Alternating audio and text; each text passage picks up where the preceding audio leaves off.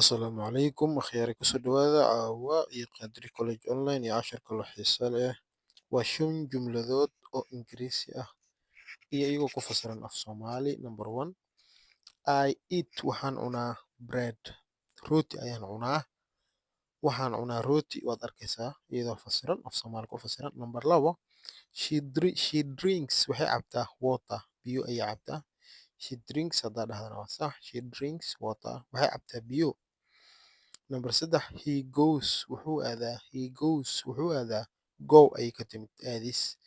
he goes isaga wuxuu aadaa alaaba to school iskuulka ayuu aadaa wuxuu aadaa iskuulka ama dugsiga number 4 we play waxaan ciyaarnaa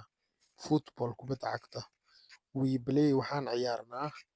football kubadda cagta play waa ciyaaris football kubadda cagta number 5 they sleep way seexdaan early xilli hore they sleep waxay seexdaan early waa xilli hore ayay seexdaan I eat bread waxaan cunaa rooti she drinks water waxay cabtaa biyo